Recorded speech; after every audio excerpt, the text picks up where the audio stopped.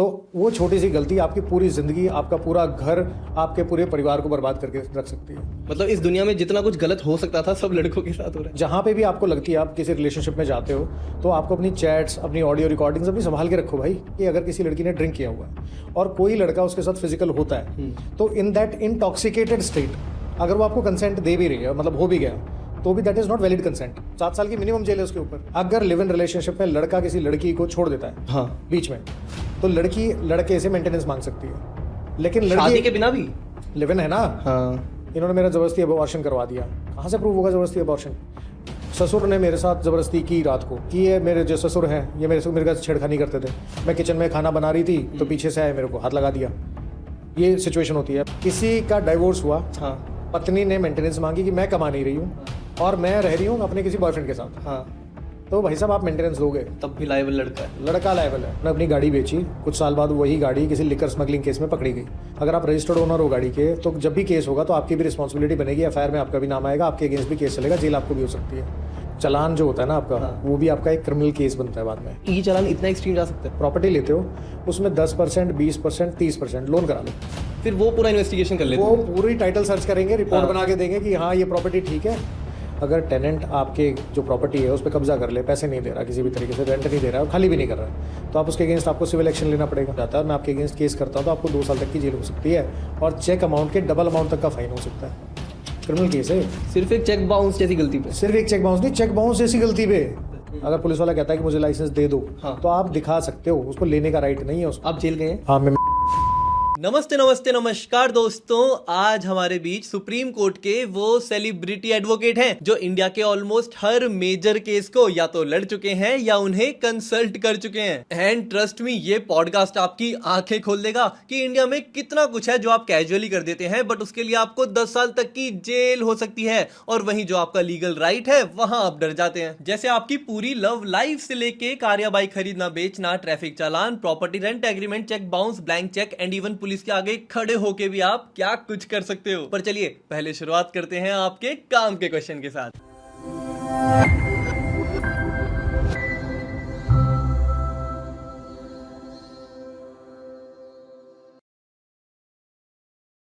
हाय, नमस्ते नमस्ते नमस्कार विकास जी, कैसे हैं? बहुत अच्छा हूँ, आप कैसे हो? बढ़िया। ये हमारा तकिया कलाम है, नमस्ते नमस्ते नमस्कार। अच्छा, हाँ, तो हम अक्सर ऐसे शुरुआत करते हैं। बहुत अच्छा। ये इंटेंडेड नहीं था ये क्वेश्चन, बट ये आया तो मुझे लगा ये सबसे पहले आना चाहिए।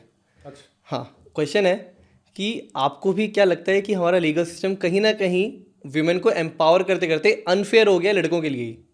देखो बात क्या है कि जब ये लीगल सिस्टम के जो हमारे प्रोविजंस है जिनकी आप बात करने इशारा कर रहे हो जिस तरफ, हाँ। ये जब आए थे उस टाइम लेडीज़ की जो हालत है, विमेन की जो हालत थी, दैट वाज एक्चुअली पैथेटिक। उस टाइम पे डाउरी डेथ भी होती थी, जला के भी मार देते थे, बहुत सारी सिचुएशंस होती थी। बहू ही क्यों जलती है हर बार? हाँ, तो जिस टाइम पे ये आए थे, लॉ इम्प्लीमेंट किया गया उस टाइम हालत बहुत ख़राब थी।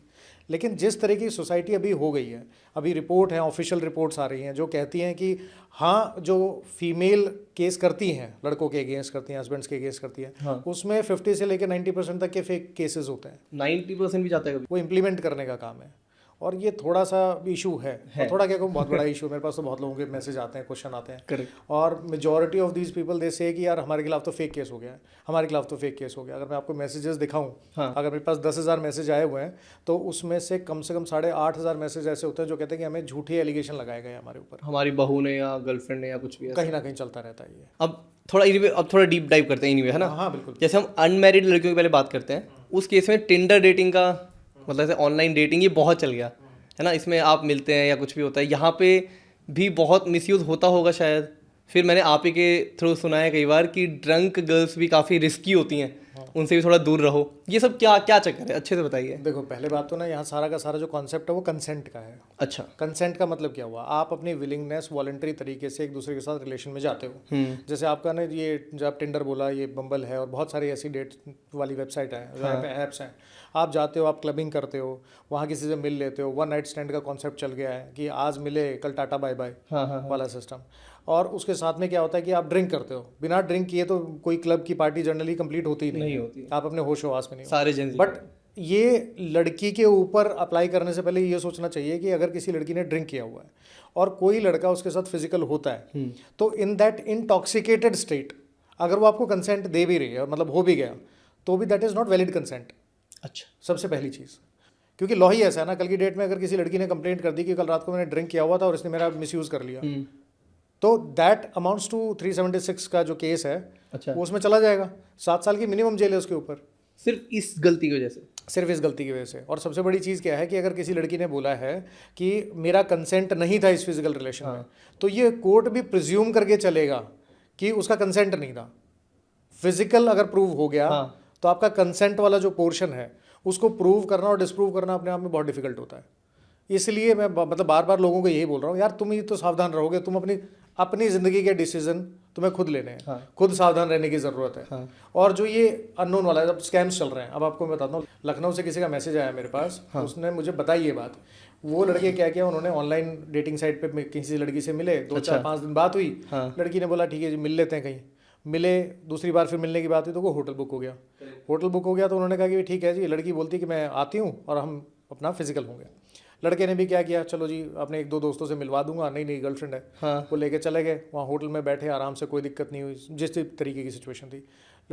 थोड़ी ड्रिंक की, और ड्रिंक करने के बाद लड़की ने आधे घंटे में शोर मचा दिया कि मेरे साथ तीनों मिलकर ज़बरदस्ती कर रहे हैं। ओह, रात को अचानक से उस गाड़ी में लड़की अकेली नहीं आई थी, एक बंदा आया जो पुलिस वाला बन के आया था। अच्छा, और वो वहाँ के बैठ गया, कह रहा भाई लड़की ने बोला है, अब तो तुझे जेल होगी। और इस केस के अंदर ये है कि पुलिस को इतनी अथॉरिटी है कि वो बिना आपको नोटिस दिए हुए या बिना किसी और लॉ को कंप्लाई किए हुए या बिना प्रूफ के वो आपको अरेस्ट कर सकते हैं। एफआईआर होते ही अरेस्ट कर लेंगे, ऑन द स्पॉट अरेस्ट कर सकते हैं। और वो पुलिस वाला आया, रात को उनको 50,000 रुपये दे के अपना जान बचानी पड़ी। ऐसे भी लोग हैं जो इससे ज़्यादा पैसे देते हैं। और ऐसा कुछ हम लड़की के साथ नहीं कर सकते। लड़की के साथ कैसे कर लोगे जब लॉ ही नहीं है ऐसा। अगर आप किसी लड़की के साथ फिजिकल हो गए, लड़का बोलता है कि मेरा कंसेंट नहीं था, कर तो घर जा भाई।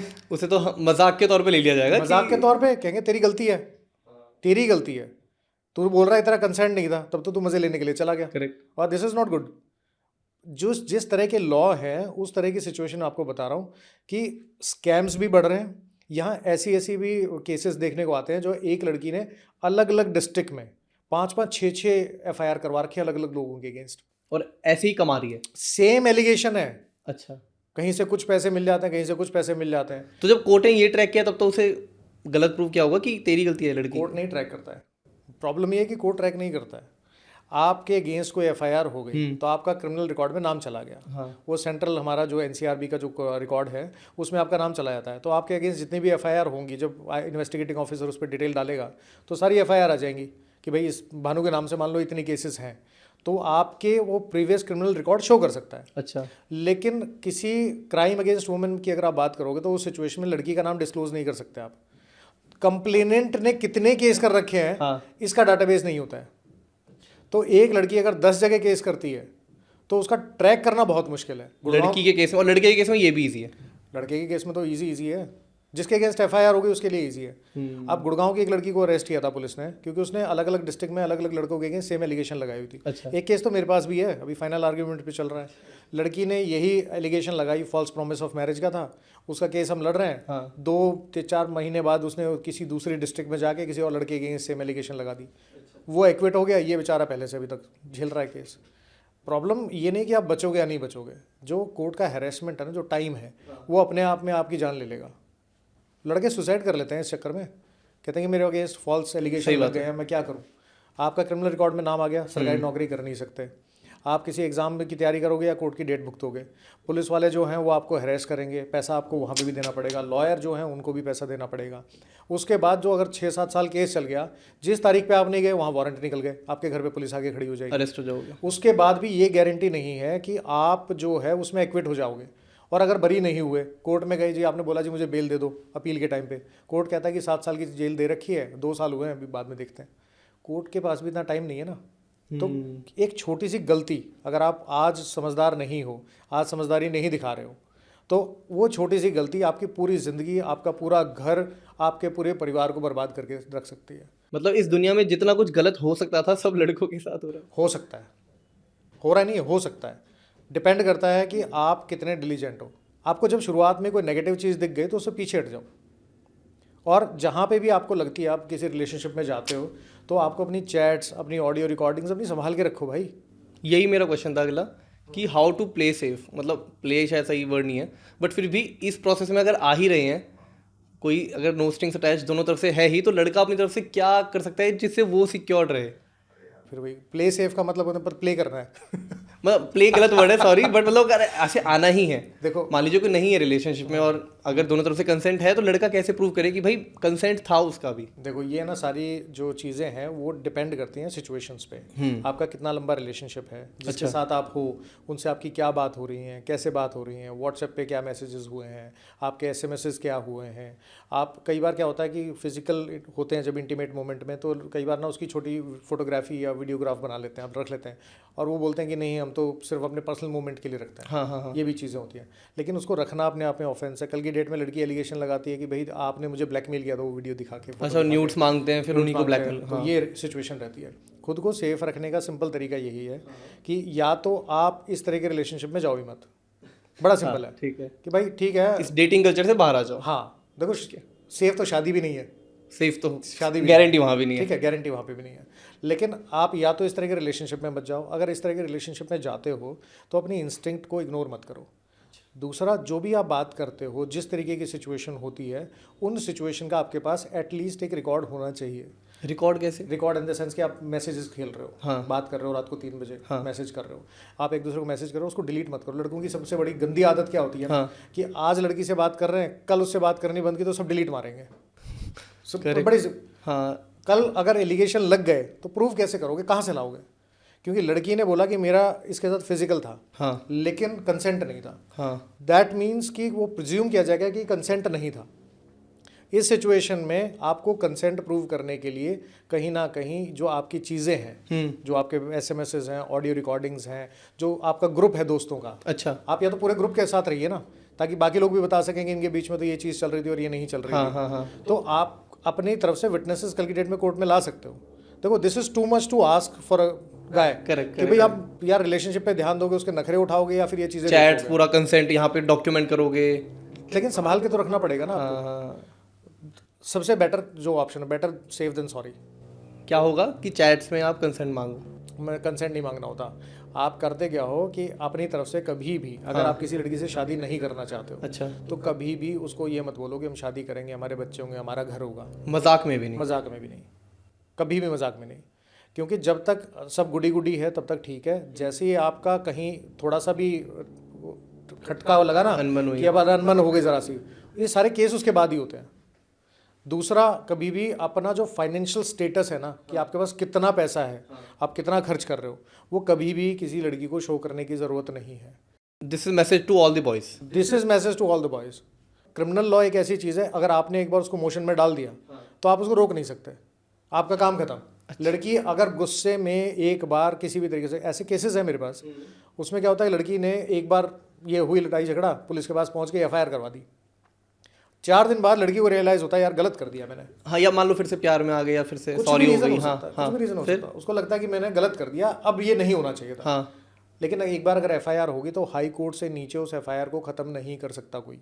इन्वेस्टिगेशन होगी, आप उसके अंदर सेटलमेंट भी नहीं कर सकते हो। क्या बात कर रहे हो? सच बता रहा हूँ आपको, सेटलमेंट भी नहीं होगी? 376 के अंदर या तो लड़का लड़की की शादी हो जाए, हाँ, तो आपका 376 का जो एफआईआर है वो क्वैश हो सकता है। अच्छा, ऐसे होते हैं केसेस। लेकिन अगर आपकी एफआईआर हो गई है और सेटलमेंट आप चाहते हो कि भाई हम अपने अपने घर चले जाएं, हाँ, सेटलमेंट करना चाहें, तो दैट इज़ नॉट पॉसिबल। या तो आपका एक्विटल होगा या लड़की जो है कोर्ट में आके फिर अपना बयान ठीक करेगी कि भाई मैंने तो जो भी चीज़ें थी ऐसे उस टाइम इस वजह से कर दिया, या किसी दबाव में या गुस्से में या जो भी चीज़ें हैं। लेकिन अगर कोर्ट में आप गलत स्टेटमेंट देते हो तो that is also पर्जरी। Legal system की नॉलेज होना बहुत ज़रूरी है। करेक्ट। प्रॉब्लम ये है कि लड़के जो है ना, वो आदत होती है कि कई बार फिजिकल होने के लिए ना ओवर प्रॉमिस करते हैं, हाँ, ओवर एश्योरेंस देते हैं। करेक्ट। अरे भाई साहब सारे करते हैं, क्यों दे रहे हो? सारे करते हैं, यही तो बात है। फिर सारे करते हैं तो आधे तो फंसेंगे ना, तो यही प्रॉब्लम है। आपको सेफ रहना है तो आपको ये 2-4 चीज़ें हैं, ध्यान रखो। अच्छा, दूसरा, जिस भी रिलेशनशिप में आप जाते हो उस रिलेशनशिप में you need to have a group of people, अच्छा, जिसमें लड़के लड़कियां दोनों हों। जो कल की डेट में अगर आपके अगेंस्ट कोई एफआईआर हो जाती है, कोई चीज़ होती है, तो आप उनको बुला सको कोर्ट में कि देखिए यार ये तो हमारा कॉमन ग्रुप था और हमारे तो कॉमन ग्रुप में ये चीज़ बातें होती थी। और लड़की किस हद तक के केस कर सकती है इस मामले में? मतलब क्या क्या कर सकती है? लाइक धोखा, रेप, क्या क्या होता है? बहुत कुछ हो सकता है। देखो सबसे सिंपल तो है, अगर मान लो रिलेशनशिप में गए, फिजिकल नहीं हुआ, हाँ तो छेड़खानी कर रहा था, ये भी केस है। ये भी केस होता है। स्टॉकिंग कर रहे हैं, लड़का किसी लड़की को अगर ऑनलाइन उसका देख रहा है कि भाई वो क्या कर रही है, फेसबुक पे क्या कर रही है, इंस्टाग्राम पे क्या कर रोज रही है, हाई लिख रहा है। रोज हाई लिख रहा है, मैसेज कर रहा है, या फिर जब वो लड़की जा रही है तो उसका पीछा कर रहा है, हाँ हाँ ऑनलाइन ऑफलाइन दोनों की बात कर रहा हूँ मैं, तो दैट इज कॉल्ड स्टॉकिंग। उस पे भी लड़की केस के है। मना करने के बाद भी अगर वो करेगा हाँ तो 354D का केस बनेगा, उसमें सीधी एफआईआर है, उसमें सीधी जेल हो सकती है। लड़के के अगेंस्ट केस चलेगा, जेल हो सकती है उसको, अच्छा। छेड़खानी का हो सकता है। उसके बाद अगर मान लो कोई आपके इंटीमेट फोटोग्राफ्स हैं, लड़की बोलती है कि मेरे ऑब्सीन फोटोग्राफ्स या वीडियोस वायरल करने की धमकी दे रहा है, ये भी एलिगेशन बहुत कॉमन है। जो अब ये केस को मैं आपको बताता हूँ, मेरे को याद आ गया। इस केस में क्या हुआ, लड़का लड़की का रिलेशनशिप था, हाँ कुछ महीने का रिलेशनशिप था, लड़के की शादी कहीं और होनी थी, लड़की को पता लग गया, 376 की एफआईआर हो गई कि फॉल्स प्रॉमिस ऑफ मैरिज के बेस पे। हाँ लड़की ने बोला कि इसके पास मेरे जो ऑब्सीन फोटोग्राफ्स हैं, न्यूड फोटोग्राफ्स हैं, वीडियोस हैं, वो इसके पास हैं, हाँ। तो ये मुझे वायरल करने की धमकी दे रहा है। हालांकि तो उसने दी नहीं। सुनो तो सही, दी कि नहीं दी वो बात की चीज़ है। तो उसने क्या किया, उसने एलिगेशन लगा दी, एफआईआर हो गई। हाँ हाँ हाँ। पुलिस ने लड़का लड़की के जो मोबाइल हैं वो सीज कर लिए, अच्छा। And it is a case going on. उसके बाद एफएसएल चले गए, फॉरेंसिक लेबोरेटरी, केस चल रहा है। केस चलते चलते बीच में 1.5-2 साल बाद वो एफएसएल से रिपोर्ट आई कि भाई किसके फ़ोन में, ये जो लड़के के फ़ोन में है, वो ऑब्सीन फोटोग्राफ वीडियो मिले नहीं मिले। हाँ इन्वेस्टिगेटिंग ऑफिसर जो थी अभी, उसने आके स्टेटमेंट दी।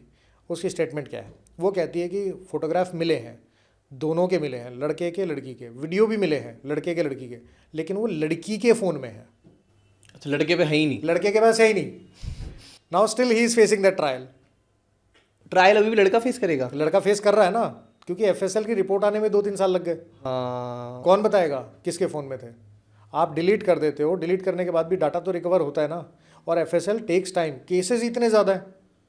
हमारे यहाँ हाथी को हाथी प्रूव करने में 8 साल लगते हैं, बड़ी सिंपल सी बात है। सही बात है। तो आपको 8 साल लड़ना है, आपकी मर्जी है, इस तरह के रिलेशनशिप में रहो। आप सही हो ये प्रूव करने में भी 2-3 साल लगेंगे, और तब तक तो आप वैसे ही इतने डिप्रेस हो जाओगे, खत्म हो जाओगे, करियर खराब हो जाएगा। ऐसे बहुत सारे केस हैं जिसमें सुप्रीम कोर्ट जाके आदमी एक्विट होता है, और वो भी कब, जो 25 साल निकल गए। अब उसकी लाइफ तो कोई नहीं वापस कर सकता ना।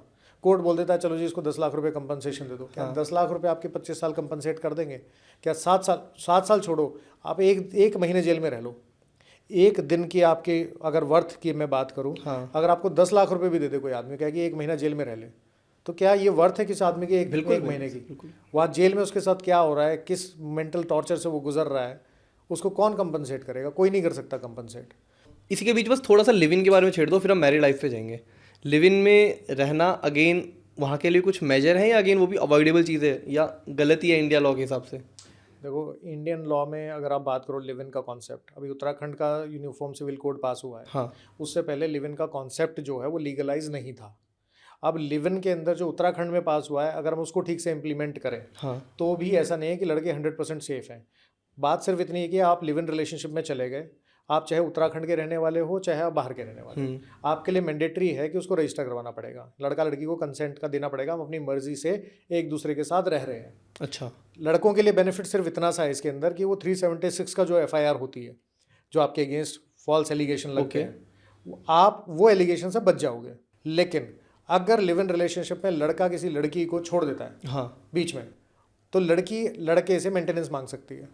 लेकिन शादी के बिना भी लिव इन है ना। हाँ। ये उत्तराखंड की बात बोल रहा हूँ, बाकी कंट्रीज पे तो अभी बात, मतलब बाकी स्टेट्स पे तो बात करेंगे अभी। तो उसमें होता क्या है कि लड़की मेंटेनेंस मांग सकती है, लड़की बीच में बोलती है कि जा मैं तेरे को घर से निकालती हूँ, मैं नहीं रहती तेरे साथ। हाँ हाँ। लड़का कंपनसेशन या मेंटेनेंस नहीं मांग सकता उसमें।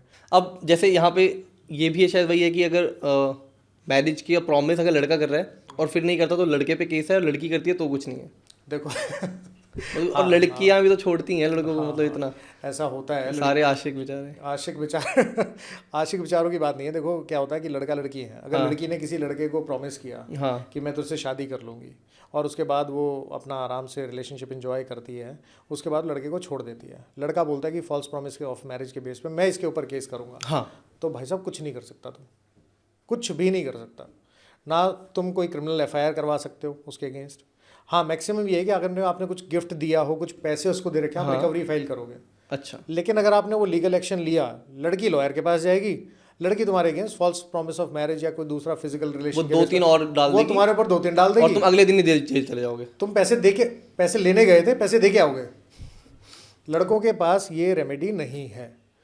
और हमारी सोसाइटी जिस तरीके की है और हमारा लॉ जिस तरीके का है, मुझे नहीं लगता कि आने वाले बहुत सालों तक ये जेंडर न्यूट्रल लॉ कभी आएगा। चांसेस बहुत कम है। ओके, तो नहीं कर सकते आप। अब अगले फेज में आते हैं, शादी हो जाती है। अब अगेन इतना खतरा है, जैसे आपने बोला गारंटी तो वहाँ भी नहीं है, पर गारंटी यहाँ भी मतलब कितनी चीज़ों की मांगोगे आप, और सर कितना फेक हो सकता है।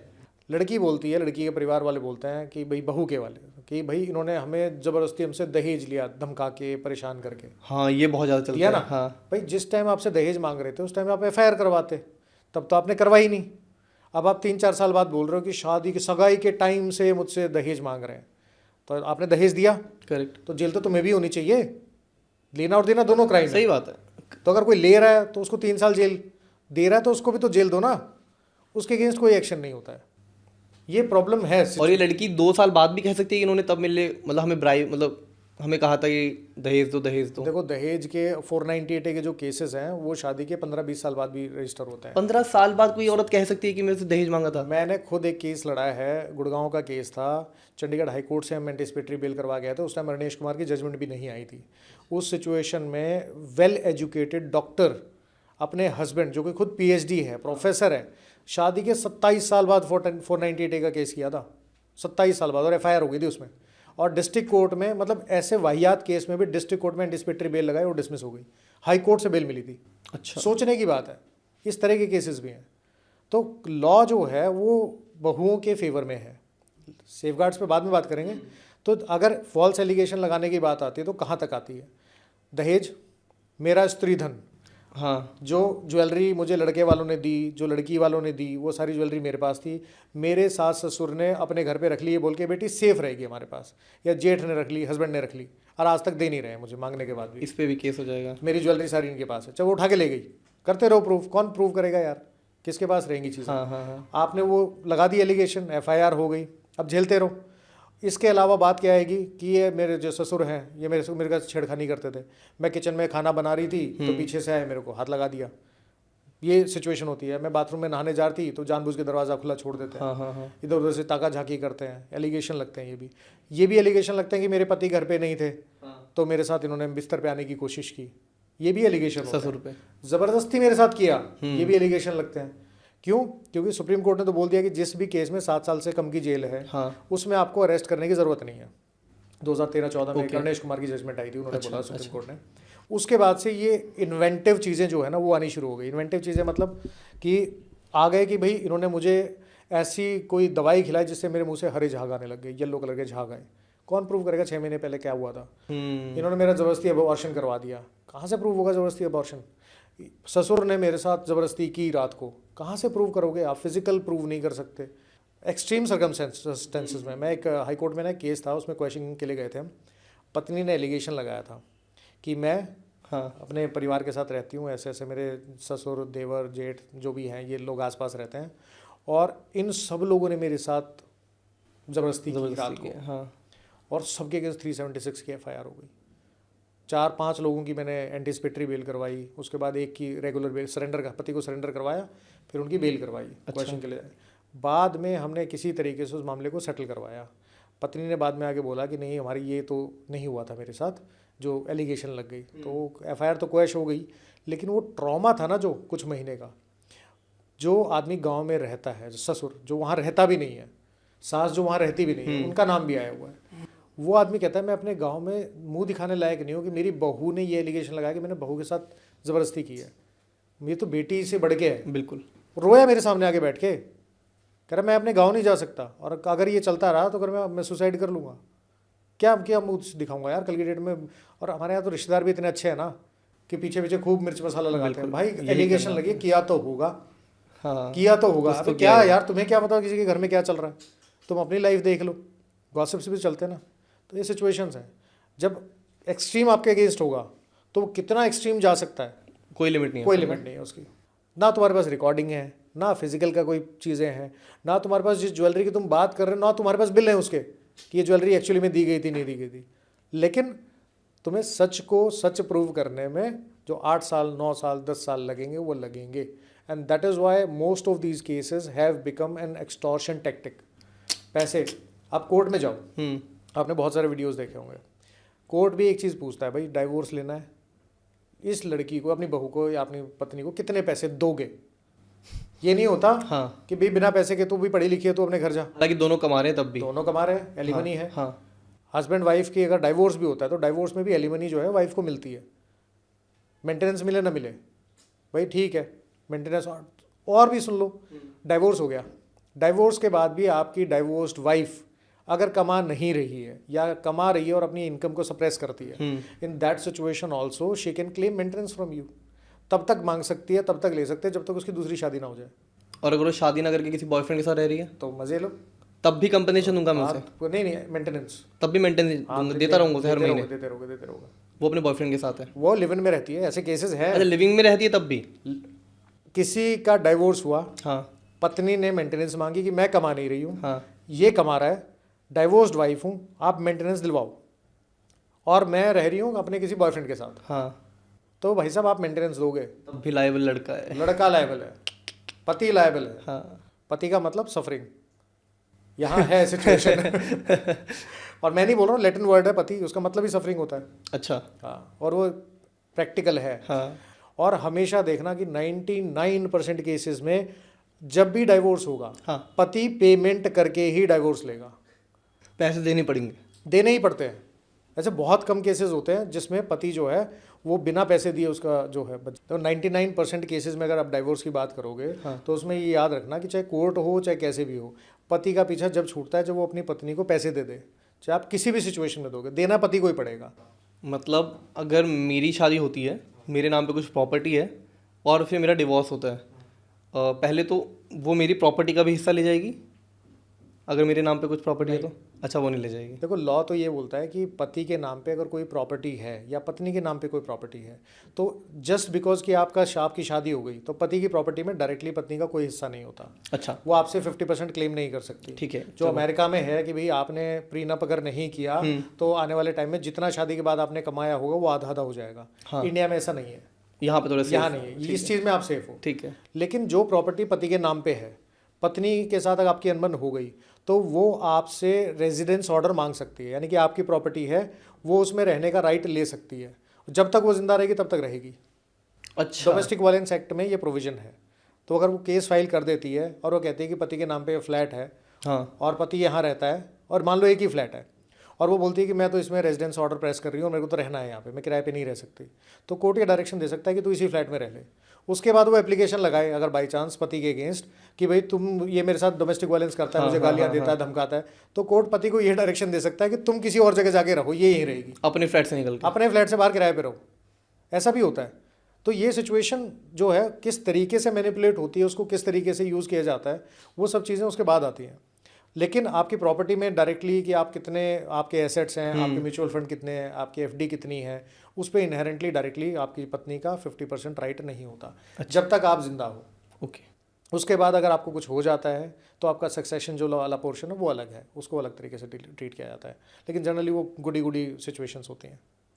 अब एक और चीज़ होती है, नॉमिनी को ना बड़ा वैसा समझाता है कि मैंने अगर मेरे अपने भाई को नॉमिनेट बना दिया तो मेरे पास जो भी होगा या जो भी प्रॉपर्टी या कुछ भी होगा तो वो उसको मिलेगा। क्या नॉमिनी ही अकेला वो है या अगेन वहाँ पे वाइफ का ही बड़ा राइट होता है? मान लो मैं अपना बेस्ट क्या कर सकता हूँ कि मैं चाहता हूँ कि मेरी प्रॉपर्टी मेरी वाइफ के नाम जाए ही ना, अपने नाम से बेच दो, उससे ज़्यादा क्या करोगे? बेचना ही पड़ेगा क्या? बेचना ही पड़ेगा, क्योंकि मैं ओनरशिप रख के अपनी माँ को नॉमिनी या किसी और को नॉमिनी नहीं बना सकता? चलो पहले आपकी वैसे नॉर्मल बात कर लेते हैं। हाँ। देखो, नॉमिनी का कॉन्सेप्ट क्या होता है? नॉमिनी के कॉन्सेप्ट को ना लोग गलत समझते हैं।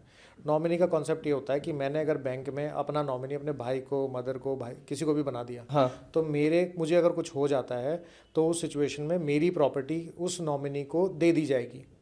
लेकिन ये लगता है नॉमिनी का रिस्पॉन्सिबिलिटी है कि वो पैसा, वो प्रॉपर्टी मेरे जो लीगल एयर्स हैं, हाँ, जो मेरे पीछे वारिस हैं, उनको दे। इवेंचुअली लीगल है मेन है। हाँ। नॉमिनी आपने, मान लो जैसे किसी अनमैरिड की बात, मैरिड की बात करते हैं, मैरिड हिंदू, अगर उसको एक्सपायर हो गया और उसने कोई विल नहीं छोड़ी, हाँ, तो उसके मरने के बाद उसके लीगल एयर्स कौन कौन होते हैं? मदर, वाइफ, बच्चे, 3। फादर नहीं होते। अच्छा। तो आपने अपने फादर को नॉमिनी बना लिया तो फादर की रिस्पॉन्सिबिलिटी है उन तीनों में वो प्रॉपर्टी जो है पैसा बांटेगा। अच्छा ये नहीं होता कि नॉमिनी हो गया तो इसको सब मिल गया। अच्छा ये बहुत मिसकंसेप्शन है लोगों मिसकंसेप्शन है, को। हाँ, नहीं पता किसी आपने इंश्योरेंस पॉलिसी में नॉमिनी बना लिया अपने फादर को, और कल की डेट में आपको कुछ हो गया तो फादर सोचेगा मैं तो नॉमिनी था, मुझे मिलना चाहिए। हाँ, ऐसा मिलेगा नहीं कैसे? होता यार, सिर्फ नॉमिनी बनाना काफ़ी नहीं है। तो अगर आप चाहते हो कि आपकी प्रॉपर्टी आपकी वाइफ को ना मिले, हाँ तो आपको प्रॉपर्टी अपने नाम से बेचनी ही पड़ेगी। आपके नाम पे जो चीज़ रहेगी, या फिर आपको विल करके जाना पड़ेगा, लेकिन विल चैलेंज हो सकती है। अच्छा, वाइफ विल चैलेंज कर लेगी बाद में? बिल्कुल करेगी, सभी करते हैं। आप आज बोलो ना लाल किले पे केस करना है, मैं बोल दूंगा हाँ भानु इज़ दी ओनर, चलो केस करते हैं, 2 साल चलेगा केस। हम जाके कर सकते हैं अभी? केस कर सकते हो, केस करने में कोई बड़ा वो थोड़ा ना, चैलेंज कर सकते हो। जीतोगे नहीं जीतोगे बात की बात है। हाँ। अगले उसमें आ जाएगा आपका भानु ने लाल किले पे केस कर दिया, हमारे पुरखों की ज़मीन का ये कॉर्नर था इसके अंदर, हो जाता है। केस करने से नहीं रोक सकते आप किसी को, केस कर सकते हो। केस जीतोगे नहीं जीतोगे हारोगे क्या रहेगा बात की चीज़ है, दैट इज सेपरेट। जो मेरे मेन पॉइंट्स हैं उससे पहले मैं मैरिज वाले पे जा रहा हूँ कि जैसे इंडिया में ही ना शादी तो कर लेते हैं बट कभी एग्रीमेंट में शादी नहीं होती, तो क्या वो भी एक फ्लॉ है, मतलब वो भी एक कमी है हमारी? मतलब मान लो कल मैं बारात लेके जाऊंगा, शादी करके आवा जाऊंगा और 2-3 साल हो गए बट हमने कभी कोर्ट जाके तो साइन नहीं किया, क्या वो भी हमारी कमी है, हमें करवाना चाहिए वो? आपको रजिस्टर करवाना चाहिए। अगर आप मैरिज को रजिस्टर नहीं करवाते हो तो आपके अगेंस्ट जो फाइन है, कभी जब भी रजिस्टर करवाना पड़ेगा, आपको करवानी चाहिए। अगर आप रजिस्टर नहीं करवाते हो, ऐसा नहीं कि आपकी शादी नहीं मानी जाएगी, अच्छा, मानी जाएगी, क्योंकि शादी का रजिस्ट्रेशन जो है वो वैसे तो मैंडेटरी है। अगर आप नहीं करोगे कल की डेट में आपको फाइन जो है, एक्स्ट्रा अमाउंट जो है गवर्नमेंट को पे करके आप कभी भी रजिस्टर करवा सकते हो। ओके। लेकिन करवाना चाहिए। मतलब वहाँ उतना कोई ज़्यादा वर्स्ट कुछ नहीं हो सकता ज़्यादा? फर्स्ट क्या होना है, शादी तो आपके जो शादी के आपके फेरे हो गए। बेसिकली शादी हमारे यहाँ सेक्रेमेंट है, बेसिक कस्टम है, एक संस्कार है। आपको पता है ना कि हिंदी संस्कृत में डाइवोर्स का कोई शब्द नहीं है, पता है ये बात? नहीं, मैं बता रहा हूँ संस्कृत में डाइवोर्स का कोई संस्कृत शब्द नहीं है। क्योंकि हमारे यहाँ विवाह संस्कार होता है। तो संस्कार आपने कर दिया, वापस कैसे लोगे? आपने किसी का अंतिम संस्कार कर दिया, कैसे लोगे? आपने किसी का पिंडदान कर दिया, मतलब जो बाकी के संस्कार तो वो कर दिए, कैसे वापस लोगे? विवाह भी संस्कार है। लेकिन अगर आप उसको रजिस्टर नहीं करवाते, उसका मतलब ये नहीं कि आप हस्बैंड वाइफ नहीं हो, हस्बैंड वाइफ हो। क्योंकि कोर्ट मानता है, हिंदू लोग है। हाँ, कोर्ट 100% मानेगा। चलिए ठीक है, सोसाइटी भी मानती है। ठीक है। अब इससे आते हैं थोड़ा वर्स्ट जहाँ जहाँ हो सकता है। मान लीजिए मैं आज अपनी कार बेचता हूँ, पहले तो क्या बुरा हो सकता है अगर मैं बहुत ज़्यादा फॉर्मेलिटीज़ या लीगलिटीज़ ना फॉलो करूँ? क्या क्या मेरे को सहना पड़ सकता है कल? देखो, अगर आपने अपनी कोई गाड़ी बेची है, हाँ। सबसे पहले तो अगर आपकी उस पर से लोन चल रहा था गाड़ी के ऊपर, तो आपको सबसे पहले उसकी एचपी हटवानी चाहिए। अच्छा, ठीक, पहला। दूसरी चीज़, जब आप लोन गाड़ी बेच देते हो तो आपको अपने आरटीओ को इन्फॉर्म करना पड़ेगा। अगर आप इन्फॉर्म नहीं करते हो कल की डेट में, क्योंकि मेरे पास कुछ केसेस आए जिसमें मैंने 1-2 लोगों के कंसल्ट किया था। अच्छा। उन्होंने अपनी गाड़ी बेची, कुछ साल बाद वही गाड़ी किसी लिकर स्मगलिंग केस में पकड़ी गई, क्योंकि नाम जो रजिस्टर्ड ओनर है वो आप ही हो। अगर आप रजिस्टर्ड ओनर हो गाड़ी के, तो जब भी केस होगा तो आपकी भी रिस्पॉन्सिबिलिटी बनेगी, एफआईआर में आपका भी नाम आएगा, आपके अगेंस्ट भी केस चलेगा, जेल आपको भी हो सकती है। तो जैसे ही आप गाड़ी बेचते हो तो ये आपकी रिस्पॉन्सिबिलिटी थी कि आप अपने आरटीओ को इन्फॉर्म करो कि देखो मैंने ये गाड़ी है, ये उसकी आरसी की कॉपी है, ये मेरे आधार कार्ड की कॉपी है, ये मेरे जो भी डॉक्यूमेंट्स हैं, ये फॉर्म 29 या 30 है, जिसको मैंने बेची है उसके आईडी प्रूफ ये हैं और इसको मैंने बेच दी है। अगर आप नहीं करोगे तो आप रजिस्टर्ड ओनर रहोगे, सारी रिस्पॉन्सिबिलिटी आपकी है। कल वो कहीं भी ड्रग करे, लिकर करे, कुछ कहीं ना कहीं आपके ऊपर रिस्पॉन्सिबिलिटी तो बनेगी ना। कल पुलिस आएगी तो आपके पास ही आएगी सबसे पहले। कुछ रिकॉर्ड में तो आप ही चढ़े हुए हो ना, वहाँ कौन पकड़ा गया कौन नहीं पकड़ा गया कौन ढूंढेगा? ड्राइवर तो भाग जाते हैं, फर्जी लाइसेंस बना के बैठे होते हैं, फर्जी आधार कार्ड बने होते हैं, वो तो ढूंढते रहो उनको। तो जिसने करना, जिसने गलत करना है वो सारे काम करेगा। तो वर्स्ट के सिनेरियो में आपने मान लो 5 लाख रुपए की गाड़ी बेच दी और आपको केस लड़ने पड़ गया और आपने अच्छा लॉयर कर लिया, 8 लाख रुपए खर्च कर लोगे, क्या हुआ? तो आपको ध्यान रखना पड़ेगा। क्या वो चालान भी मेरे नाम पे क्यों होते रहेंगे? तो ऑब्वियसली गाड़ी तो आपके नाम पे ही है ना। हाँ, तो गाड़ी तो आपके नाम पे शो करेगी ना। तो चलान वाली बात पे एक और बात है, आजकल ना नए नए जो आए हैं लौंडे, मतलब मेरे भी काफ़ी फ्रेंड हैं जो दिल्ली में आके रेड लाइट तोड़ते हैं और ऐसे कहते हैं कि ई चलान ही तो है, आता रहेगा, जिस दिन बेचेंगे उस दिन भरना होता है, हम बेचेंगे नहीं कभी और कभी बेचेंगे कहीं और किसी और को। ये चलान कितना एक्सट्रीम जा सकता है? क्या चलान जो होता है ना आपका, वो भी आपका एक क्रिमिनल केस बनता है बाद में। पुलिस ने चलान काट दिया, चलान काटने के बाद वो उस चलान को अगर आपने पे नहीं किया तो वो उसको कंसर्न आपका जो ट्रैफिक कोर्ट होता है उसमें फॉरवर्ड कर देंगे। आपकी डिटेल होगी उसके अंदर, फोटोग्राफ होगी, सब चीज़ें होंगी। कोर्ट आपको वहाँ से सम्मन करेगा। अगर कोर्ट ने आपको सम्मन किया और आप नहीं पहुँचे, आपके अगेंस्ट अरेस्ट वारंट इशू हो जाएंगे। अरेस्ट वारंट इशू हो गए तो आपका वारंट कैंसिल करवाओगे, बेल लोगे, सारा कुछ करोगे और जो अमाउंट है उसको फाइन को भरोगे। और अगर आप वारंट होने के बाद भी नहीं मिले, आप पीओ डिक्लेयर हो सकते हो, भगोड़े घोषित हो सकते हो। देश की कहीं पे भी किसी कोई भी पुलिस आपको पकड़ सकती है अगर पीओ डिक्लेयर हो गए तो। अगर आप पीओ डिक्लेयर वाला सिचुएशन हो गई और मान लो तब भी एक्सट्रीम सर्कमस्टेंसेस है, तो 174 आईपीसी में आपके अगेंस्ट एक एक्स्ट्रा एफआईआर रजिस्टर हो सकती है कि कोर्ट के जो ऑर्डर है आपने तामील नहीं किए, उसके आपने प्रेजेंट नहीं हुए। तो चालान को भी लाइटली मत लो ना। पहली बार रेड लाइट क्यों जंप करनी है भाई? एक ई चालान इतना एक्सट्रीम जा सकता है? जा सकता है। एक्सट्रीम सर्कमस्टेंसेज में हमारा लॉ, अगर मैंने बोला ना, हमारा लॉ अगर एक बार मोशन में चला गया तो उसके बाद आप उसको नहीं रोक सकते। आपको जाके कोर्ट में जाके ही आपको ख़त्म करना पड़ेगा। लॉ है, क्रिमिनल लॉ तो क्रिमिनल लॉ है, जेल हो सकती है। जेल हो सकती है ई चालान तोड़ने? ये चालान पे 100 रुपये का चालान आपको 10,000 रुपये का पड़ सकता है। अब यहीं पे लैंड वाली बात आती है। लैंड में भी मतलब वहाँ तो चलो क्या ही वर्स हो सकते हैं, बट ये है कि मिस सेलिंग काफ़ी हो जाती हैं, तो वहाँ पे कुछ है प्रिकॉशन ऐसा कुछ, या वहाँ भी कुछ लीगैलिटी हो सकती है? सारी लीगैलिटी होती हैं। अगर आप कोई भी ज़मीन खरीदते हो, मैं तो सबको लोगों को बोलता हूँ कि अगर आपको कोई भी प्रॉपर्टी खरीदनी है तो प्रॉपर्टी हमेशा याद रखो कि आप हमेशा ना खलासो ना लो। मतलब आप टाइटल क्लियर होना चाहिए, पोजेशन क्लियर होना चाहिए। अब कैसे मैटर्स आते हैं कोर्ट में कि आपने किसी के भरोसे पे, किसी प्रॉपर्टी डीलर के भरोसे पे कहा भाई साहब मैं बैठा हूँ, क्यों टेंशन ले रहे हो? हाँ ऐसे ही बोलते और हाँ आप साइन करो, ये प्रॉपर्टी फलाना ढिमकाना बयाना जो कर दिया सब आपने पैसे दे दिए। आप रजिस्ट्री कराने चले गए, रजिस्ट्री भी करवा ली। बाद में क्या हुआ, पता लगा कि जिसने रजिस्ट्री की है उसकी पुरानी चेन में कहीं ना कहीं टाइटल की दिक्कत थी। तो आपने प्रॉपर्टी खरीद ली, आपको पता लगा कि जिसने भी प्रॉपर्टी आपको बेची है उसकी टाइटल चेन में कई पुराने लोग थे, उनका टाइटल क्लियर नहीं था, किसी ने कच्चे डॉक्यूमेंट पे बेच रखी थी, तो टाइटल वहाँ से ट्रांसफर होना बंद हो गया। हाँ। अब पुराना कोई आदमी उठ के आ गया कि ये तो प्रॉपर्टी मेरी है। दूसरा, आपने फिजिकली प्रॉपर्टी देखी नहीं, पैमाइश नहीं की। पता लगा कि आपने 500 गज का प्लॉट खरीदा था, 400 गज ही अवेलेबल है, 100 गज की और ने हथियार रखा है। लड़ते रहो, कितने साल लड़ोगे? सिविल केस तो 30-30 साल चल सकता है। अच्छा। ठीक, प्रॉपर्टी के केसेस में तो बहुत दिक्कत है। दूसरा, अगर बाई चांस आप वहाँ जाते हो, आपका टाइटल भी क्लियर है, सब कुछ है, आपको ये नहीं पता था कि बैंक में किसी ने मॉर्टगेज कर रखी है पहले। अच्छा, बैंक पोजीशन लेके चला गया, आप क्या करोगे? तो यहाँ कहते हैं कि जो बायर है, बायर की तो 1000 आँख होनी चाहिए और सेलर की एक, वो तो बेचेगा, उसे तो बेचनी है। Buyer must be aware. आप कोई भी काम करते हो, अच्छा होता क्या कि लोग सबसे पहले ये नहीं चेक करवाते हैं कि इसकी जो कंप्लायंस है वो करनी है कि नहीं करनी है। उनको लगता है कि खर्चा है, ये नहीं पता कि कल की डेट में अगर प्रॉपर्टी में कोई दिक्कत आ गई तो ये आपका 10 गुना एक्सपेंसेस आपको पे करने पड़ेंगे और प्रॉपर्टी आपको मिलेगी नहीं मिलेगी कोई गारंटी नहीं। बहुत दिक्कत है। तो आपको ध्यान रखना पड़ेगा। जो प्रॉपर्टी का काम करने वाले एडवोकेट्स हैं, आप उनसे बात करो, वो बताएंगे। कुछ भी नहीं होता ना, सबसे आसान तरीका मैं आपको बताता हूँ। 100% सेफ गार्ड नहीं है, लेकिन मेजॉरिटी आपका सेफ गार्ड हो जाएगा। प्रॉपर्टी लेते हो, उसमें 10%, 20%, 30% लोन करा लो किसी भी नेशनलाइज बैंक से। फिर वो पूरा इन्वेस्टिगेशन कर लेते हैं, वो पूरी टाइटल सर्च करेंगे, रिपोर्ट बना के देंगे कि हाँ ये प्रॉपर्टी ठीक है, और फिर उसके हिसाब से वो उनका चलेगा। ये बढ़िया हैक है। ये बढ़िया हैक है, इससे बढ़िया हैक कोई नहीं है। कोई नहीं। ये ध्यान रखना। हाँ, हवा नहीं खरीदनी है। अब इसी के बीच ना रेंट एग्रीमेंट की बहुत बातें आती हैं। रेंट एग्रीमेंट बहुत तक तो आज ही मेरे ख्याल से कितनी फैमिलीज तो बनाती ही नहीं होंगी, मतलब अपनी पूरी प्रॉपर्टी, और वो मतलब वो उनकी बात कर रहा हूँ मैं जिनका घर ही रेंट से चलता है। मतलब बहुत ऐसे जमींदार से लोग हैं कि बहुत प्रॉपर्टी बना दी, सब रेंट पे चढ़ी हुई हैं और सब ऐसे ही रह रहे हैं। रेंट एग्रीमेंट बहुत कम यूज़ किया जाता है। अब वो कितना ज़रूरी है और क्या क्या राइट है एक टेनेंट पे या रहने वाले पे या देने वाले पे? देखो, सेफ गार्ड का ना क्वेश्चन बड़ा टिपिकल है। ये आपको पहले बताना पड़ेगा आप किसको सेफ गार्ड कर रहे हो, टेनेंट को या लैंडलॉर्ड को। दोनों की बात, क्योंकि टेनेंट कभी मालिक तो बनेगा नहीं प्रॉपर्टी का।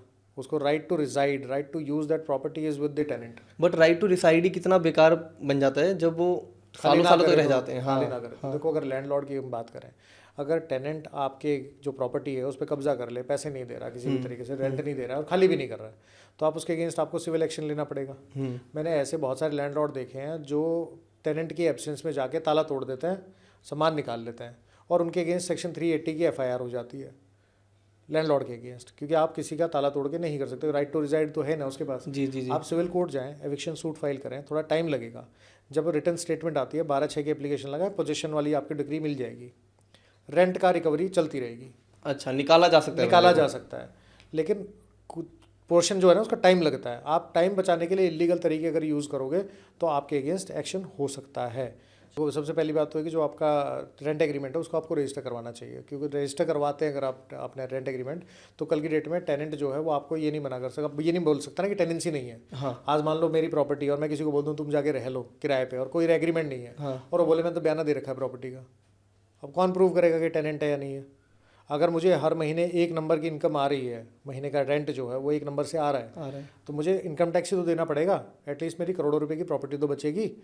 कल की डेट में वो ये नहीं बोल सकता ना कि मैंने तो इसका बयाना कर रखा था, मैं तो प्रॉपर्टी में टेनेंट नहीं हूँ, मैं तो इसका जो हूँ हिस्सेदार बन गया हूँ या किसी तरीके से मैं तो बायर हूँ। ऐसा भी कुछ होता है क्या? ऐसा भी होता है। तो कैसे किराएदार कैसे कह सकते हैं कि मैं मेरा ये प्रॉपर्टी? आपका किराएदार के साथ अगर एग्रीमेंट नहीं है तो आप कैसे प्रूव करोगे किराएदार है? Just tell me. मतलब मेरे पास तो रजिस्ट्री है, रजिस्ट्री मेरे तो नाम मालिक पे। हो ना आप प्रॉपर्टी के। हाँ हाँ हाँ। मालिक होना अलग बात है, लैंडलॉर्ड होना दूसरी बात है, डिफरेंस ओके। है। आप मालिक हो, हाँ आपने अपने भाई को बोला कि भाई मैं यूएस जा रहा हूँ तो मेरी प्रॉपर्टी किराए पे दे दो, हाँ। आपके ब्रदर ने जाके वो किराए पे दे दी, अब ही बिकम्स द लैंडलॉर्ड। किराया उनको मिलेगा, हाँ। वो आपको देते नहीं देते आपके अंडरस्टैंडिंग है। लेकिन अगर मान लो आपके ब्रदर हैं और उन्होंने किराए पे दे दी और कोई एग्रीमेंट नहीं किया, तो कैसे वो प्रूव करेंगे वो लैंडलॉर्ड है? वहाँ पे किराएदार भी कह सकते हैं कि मैं लैंडलॉर्ड हूँ। किराएदार बोल देगा कि मैं तो प्रॉपर्टी मेरी है, मैंने इनको 50 लाख रुपए कैश दे रखे हैं, 20 लाख रुपए कैश दे रखे हैं, आज नहीं पहले दे रखे थे, या मैंने अपनी दूसरी प्रॉपर्टी इनका पोजीशन इनको दे रखा है, उसके बदले में अट्टा सट्टा किया हुआ है। That is also known. तो आप खुद ही सेफ नहीं रहोगे अपने लिए तो कौन रहेगा? दुनिया तो बैठी हुई है आपका खून पीने के लिए, आपको सेफ्टी रखनी पड़ेगी। आप यू कांट से कल की डेट में कि भाई मैं ये नहीं करना चाहता था और ऐसा करना चाहता था। तो रेंट एग्रीमेंट बेस्ट है कि बनवा लो? रेंट एग्रीमेंट करवाओ, रेंट एग्रीमेंट के साथ में आपको टेनेंसी के जो राइट हैं वो कर सकते हो, लेकिन उससे बेटर है आप लीव एंड लाइसेंस एग्रीमेंट करो, जो टेनेंसी का ही दूसरा पार्ट होता है। रेंट एग्रीमेंट के अलावा ये भी कर सकते हैं? देखो 3 तरह के एग्रीमेंट होते हैं, एक होता है रेंट एग्रीमेंट, एक आपका लाइसेंस एग्रीमेंट होता है, एक लीव एंड लाइसेंस होता है। अच्छा। ईजमेंट्री एक्ट के हिसाब से रेंट एग्रीमेंट करते ही टेनेंट के जो राइट्स होते हैं वो अराइज हो जाते हैं। लीव एंड लाइसेंस में आप किसी आदमी को सिर्फ टेम्परेरी यूज़ करे, ऑक्यूपेशन का राइट दे रहे हो। टेनेंसी में तो उसके पास और भी बहुत सारे राइट्स आ जाते हैं उसके पास। लीव एंड लाइसेंस में सिर्फ उसको थोड़ा सा जो जब तक आप उसको लाइसेंस दे रखा है तब तक यूज़ करने का राइट है। मतलब मोस्टली चीज़ डॉक्यूमेंट हो सकती है और आपको करानी भी चाहिए। ये सारी छोटी मोटी चीज़ें भी। अब एक चेक बाउंस का भी बड़ा वो होता है कि यार हमने तो चेक दिया था वो बाउंस हो गया, मतलब इसमें भी कुछ अगले मान लो मैं आपको देता हूँ कि कोई भी पेमेंट करने के लिए और आप मतलब नहीं है मेरे बैंक में बैलेंस, या मैं जानबूझ के दे रहा हूँ कि अभी चेक दे देता हूँ और टालता हूँ, और अगर बाउंस हो जाता है तो आप भी कुछ कर सकते हो मेरे खिलाफ? बिल्कुल कर सकते हैं। अगर चेक है तो चेक में मोटा मोटी इस कहानी ये रहती है कि चेक अगर दे दिया तो चेक बाउंस होता है तो उसमें 2 साल तक की जेल का प्रोविजन होता है। सिर्फ चेक बाउंस होने के लिए? हाँ, चेक बाउंस हो जाएगा।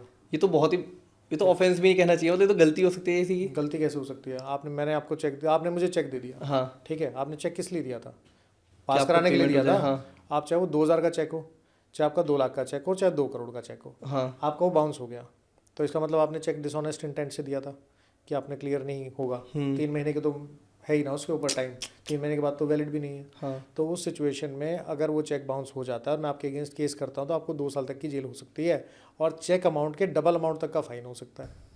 क्रिमिनल केस है। सिर्फ एक चेक बाउंस जैसी गलती पे? सिर्फ एक चेक बाउंस नहीं, चेक बाउंस जैसी गलती पे। अच्छा। सिर्फ एक चेक बाउंस नहीं है हमारा। आपने कभी कोर्ट गए हो?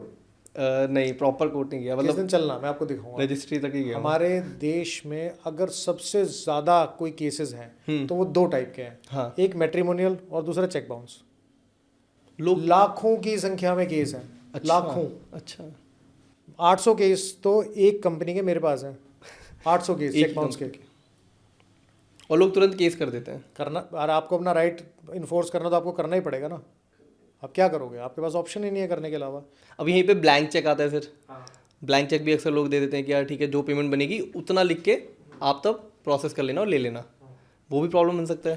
देखो ब्लैंक चेक तो किसी को देना ही नहीं चाहिए, चाहे कोई मांग ले, कुछ भी कर ले। अच्छा। आप मत दो, क्योंकि ब्लैंक चेक देने का मतलब है उसका मिसयूज़ होने के चांसेस हो जाएंगे। और जो लोग ब्याज बट्टे का काम करते हैं या फिर आपने लोन ले लिया कहीं से बैंक से या कुछ भी सिचुएशन हो गई तो वहाँ पे लोग ये करते हैं कि ब्लैंक चेक दे मांगते हैं। आपको अवॉइड करना चाहिए ब्लैंक चेक देना। उसमें कोई भी कितना भी अमाउंट फिल कर लेगा, कहाँ लड़ोगे? दूसरी चीज़ एक और है जो चेक बाउंस के केसेस में, आपने ब्लैंक चेक किसी को दे दिया और वो ब्लैंक चेक जिसको दिया उसने जाके कर्नाटका में वो अकाउंट खुलवा के और वहाँ फाइल कर दिया। अब वो केस जो कर्नाटका में चलेगा, आप दिल्ली के हो, आपके आने जाने में, ट्रैवल में, फ्लाइट से जाओगे, ट्रेन से जाओगे, कैसे भी करोगे, और रहने में, और फिर वहाँ लोकल वकील करना है, बेल बॉन्ड भरने हैं, अपना जमानती लेके जाना है, सारी हियरिंग वहाँ होगी। सब हियरिंग वहाँ होगी। क्योंकि पहले लॉ अलग था, अब लॉ चेंज हो गया है, काफ़ी साल हो गए हैं। लॉ ये है कि जिसको चेक मिला है उसका बैंक अकाउंट जहाँ है केस वहाँ चलेगा। अच्छा। तो ऐसे भी लोग बैठे हैं जो ज़बरदस्ती किसी के अगेंस्ट केस करने के लिए किसी दूसरी स्टेट में नया बैंक अकाउंट खुलवा लेते हैं और वहाँ जाके डिपॉजिट करते हैं। जैसे मुंबई की एक कंपनी है, कलकत्ता की कंपनी है, NBFC जनरली ये करती हैं। उन्होंने पंजाब में जाके अपना अकाउंट खुलवा लिया, राजस्थान में जाके अकाउंट खुलवा लिया, कहीं पे भी, कहीं रिमोट जगह पे किसी रिमोट जगह पे खुलवा लिया और वहाँ जाके चेक बाउंस के केस करने शुरू कर दिए। अब हैदराबाद का आदमी उसको राजस्थान आना पड़ जाए वैसे ही मर जाएगा। कोई आसाम का आदमी उसको राजस्थान आना पड़ जाए, आने जाने में ही 4 लाख का केस है, 8 लाख रुपए 9 लाख रुपए खर्च हो जाएंगे उसके। ऊपर से वकील का खर्चा है, बेल बॉन्ड का खर्चा है, डेट पे जाना ज़रूरी है, वारंट हो जाएंगे, उसके ऊपर भी 2 साल की जेल की तलवार लटकेगी, डबल अमाउंट का फाइन हो सकता है। ऐसे मोमेंट का फ़ायदा उठाते होंगे और कंपनसेशन मांग लेते होंगे वो लोग। कंपनसेशन भी मांगते, देखो केस दोनों तरह के हैं। बात ये आती है कि किसके ऊपर ज़्यादा प्रेशर है। जिसके ऊपर ज़्यादा प्रेशर होगा वो आदमी सेटल करने की कोशिश करेगा। लेनदार को ज़्यादा ज़रूरत है वो कम में भी करेगा, देनदार को ज़्यादा ज़रूरत है वो ज़्यादा देगा, कुछ नहीं कर सकता उसका। हमने बीच में प्रॉपर्टी की जब बात करी थी तो एक डाउट मेरा रह गया था। जैसे हम सबको ना एक मिसकंसेप्शन है कि हमारी प्रॉपर्टी हमेशा हमारी रहती है। जैसे मैंने आज कोई मान लो किसी हाई राइजर बिल्डिंग में कोई फ्लैट खरीद लिया तो वो हमेशा मेरी रहेगी, और वहीं पे 99 ईयर्स वाला भी आता है कि भाई उतनी ही पोजीशन होती है, उतने साल बाद आपका राइट नहीं रहता। अब ये कितना ट्रुथ है? और ये क्या land, builder floor, flat, society हर कहीं होता है? देखो लीज जो होता है ना, कोई भी प्रॉपर्टी आप परचेज करते हो, हाँ, उससे आपकी माना जाता है कि प्रॉपर्टी जो लैंड है सारा वो गवर्नमेंट का है, माना ही जाता है। तो आपको 99 ईयर्स की लीज पे मिला हुआ है वो। अच्छा। 99 ईयर्स बाद आपको वो लीज जो है वो रिन्यू करवानी पड़ेगी। लेकिन जनरली 99 ईयर्स तक आप रहते नहीं हो। आपने जब वो प्रॉपर्टी बेची है तो आपने जैसे आज बेची या खरीदी है, जो भी डील हो गई, वहाँ से आपके 99 ईयर्स कैलकुलेट होते हैं जनरली। तो आपने आज ले ली तो 99 ईयर्स तक आप उसको यूज़ कर सकते हो। अगर आप नहीं बेचोगे तो, अगर नहीं बेचते हो तो 99 ईयर्स बाद आपको उसको रिन्यू कराना पड़ेगा लीज को। वो ओरिजिनल ओनर हमेशा गवर्नमेंट रहती है, स्टेट गवर्नमेंट? माना ये जाता है, प्रिज्यूम ये किया जाता है कि सारा लैंड सब चीज़ें जो है वो गवर्नमेंट की है। और ये हर केस में मतलब लैंड, फ्लैट, ये 2 केसेस में डिफरेंस है जो मुझे लगता है। अच्छा। ठीक है, एक तो ये है कि मान लो आपके घर में कोई चीज़ है, आपने कोई खुदाई की और वहाँ आपको क्रूड ऑयल मिल गया, तेल का कुआं मिल गया, वो गवर्नमेंट का है। अच्छा। अगर वहाँ डायमंड मिल गया, खान मिल गई, तो वो भी गवर्नमेंट की है। अच्छा। अगर वहाँ पे आपको सोने की खदान मिल गई, हाँ, तो भी गवर्नमेंट की है। लेकिन अगर वहाँ ड्रग्स मिले तो आपके है। ये सिचुएशन है, तो ये थोड़ा सा ध्यान रखने की ज़रूरत है। ठीक है। ये क्वेश्चन अगेन थोड़ा बात के लिए था, बट मैं कन्वर्सेशन इतनी इंटरेस्टिंग होती जा रही है तो ना एक और चीज़ है कि हम पुलिस से लोग डरते होते हैं इंडिया में। ऐसा इसलिए भी शायद कि पुलिस भी थोड़ा एक्सप्लॉइट कर ली थी कई बार। जैसे आपने बोला कि हवा में आ जाते कि हाँ हम इस पोस्ट में बैठे हैं ना। अब पुलिस पे कितना राइट है? मतलब क्योंकि हम अक्सर देखते हैं कि अगर मेरे को चलान, मैं बाइक चला रहा हूँ, मेरे को चलान के लिए भी रोका जा रहा है ना, तब भी वो बदतमीजी से ही बात हो रही है। अगर मैंने थोड़ी कर दी तो हाथ तक उठ सकता है, वो मेरे डॉक्यूमेंट छीन सकते हैं, वो मेरी चाबी रख लेते हैं, वो मेरा लाइसेंस रख लेते हैं। कितना राइट है पुलिस पे एक्चुअली?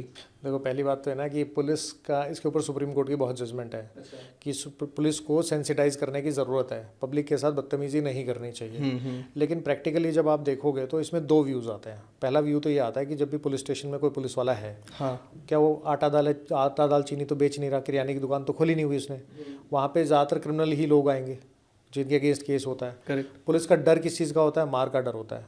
जेल का डर तो आदमी को जब आता है, जब कोर्ट की बात आती है, आदमी को रहता है मार का डर। हाँ। और वहाँ पे लोग बदतमीजी भी करते हैं कई बार। तो पुलिस जब जिस महकमे में आप हो, जिस तरीके से हो, मैं खुद पुलिस वालों के परिवार से हूँ। अच्छा। लेकिन मैं फेवर नहीं करता हूँ इस बात का। करेक्ट। तो होता क्या है कि वहाँ पे आपको बदतमीजी, जब सारा दिन बदतमीजी देखोगे तो बदतमीजी करोगे। सिंपल सी बात ये है। एक उनके फेवर में जाता है। ये चीज़ जाती है बस। दूसरा, पुलिस वालों की नौकरी 24 घंटे की होती है। डिप्लॉयमेंट और सैंक्शन स्ट्रेंथ में डिफरेंस है। एक पुलिस वाले को अगर 7 दिन काम करना पड़ता है, 24 घंटे अगर वो नौकरी पे है, उसको रेस्ट नहीं मिल रहा है, तो उसकी हेल्थ ख़राब होती है, डिप्रेशन में भी जाते हैं पुलिस वाले। तो कहीं ना कहीं ये चीज़ ना इफ़ेक्ट करती है। लेकिन किसी भी पुलिस वाले की कोई भी हालत हो, किसी भी सिचुएशन में हो, ना तो वो बदतमीजी करने का उसको राइट है, ना आपके साथ मारपीट करने का राइट है, ना ही आपकी गाड़ी की जो चाबी होती है उसको छीनने का राइट है। कभी नहीं कर सकते। अगर आप अपना लाइसेंस है, अगर पुलिस वाला कहता है कि मुझे लाइसेंस दे दो, हाँ, तो आप दिखा सकते हो, उसको लेने का राइट नहीं है उसको। अच्छा, अपने हाथ से ही दिखाऊं कि ये आप रहा दिखा दो लाइसेंस? कि ये है मेरा लाइसेंस। आप अपने डिजी लॉकर में दिखा दो कि ये है मेरा लाइसेंस, कोई दिक्कत नहीं है, उसको लेने का राइट नहीं है। प्रॉब्लम कहाँ होती है कि पुलिस वाले आपके साथ ऑन द स्पॉट बदतमीजी करते हैं। हाँ। लोगों को डरना क्यों पड़ता है? देखो, डरना इसलिए पड़ता है कि पुलिस वालों के पास एक बहुत बड़ा हथियार है, वो कहते हैं केस रजिस्टर कर देंगे आपके अगेंस्ट। हाँ, आपने पुलिस वाले से ऑन द स्पॉट बदतमीजी की, आपके अगेंस्ट 353 का केस वहीं बना देंगे कि भैया पुलिस वाले के साथ जो काम में बाधा डाल रहा है, इसको अगेंस्ट एक्शन लो, या असॉल्ट कर रहा है, एक्शन लो। वो कर देते हैं ये काम। कंप्लेंट भी वही करेंगे, FIR भी उनको रजिस्टर करनी है, पब्लिक प्रोसिक्यूटर भी उनका है, आधी चीज़ें इन्वेस्टिगेशन भी वही करेंगे। हाँ, तुम क्या करोगे? वही क्या करोगे? कुछ नहीं कर सकते ना। तो सिचुएशन ये रहती है कि अगर पुलिस वाला आपके साथ बदतमीजी करता है, पहला तो आप ऑन द स्पॉट रिकॉर्डिंग करो। अच्छा, on the spot recording. But sir recording भी नहीं होती ना, आप फोन पकड़ के ऐसे करो, लाइव फोन छीन लेते हैं। लाइव अगर फोन छीनेगा तो वो लाइव जाएगा, आपको फोन बचाना है, आपको आप नहीं कर सकते ना। हाँ। बाई स्टैंडर वो लोग रिकॉर्डिंग करे, बदतमीजी कर रहा है, कोई तो करेगा, ऐसा होता है सिचुएशंस में। हाँ। दूसरा, ऑन द स्पॉट आप बदतमीजी नहीं करोगे। आपने बदतमीजी की, आप केस लेके आओगे घर पे, तो आपने नहीं करनी है बदतमीजी। आप बाद में केस लड़ लो, बाद में जो कंप्लेंट करनी है वो कर लो। उसको सिर्फ एक ही बात बोलो, सर मैं आपसे तमीज़ से बात कर रहा हूँ, आप भी तमीज़ से बात कीजिए। वो चाबी छीनता है, हाँ। चाबी नहीं छीन सकता। अगर छीनता है, आपके पास रिकॉर्ड है, आप उसकी कंप्लेंट करो, सस्पेंड हो जाएगा।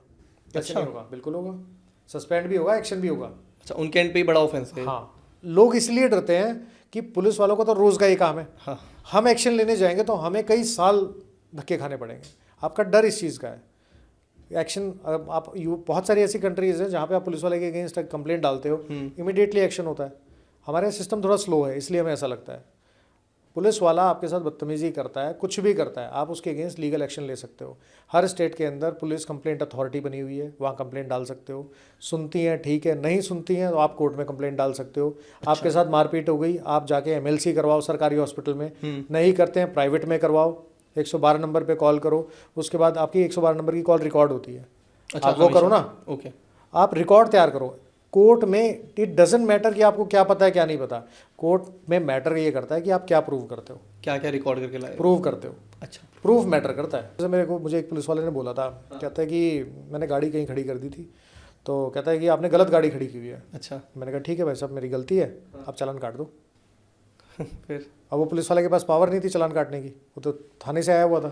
ये भी बताइए कि पावर कैसे होती है चालान काटने की? अगर हम कई बार देखते हैं, हम क्रॉस कर रहे हैं और बस एक बाइक पे 2 पुलिस वाले हैं और वो भी रेड लाइट पे खड़े हैं, और तब भी बंदों को डर हो जाता है कि चालान काट सकते हैं। क्या उन पे राइट है, या PCR बुक कौन पोस्ट काट सकती है? एटलीस्ट ASI लेवल का जो होता है ना, अच्छा। असिस्टेंट सब इंस्पेक्टर, वो होना चाहिए वहाँ पे, प्रेजेंट होना चाहिए। वो होती है, टीम होती है प्रॉपर। ठीक है।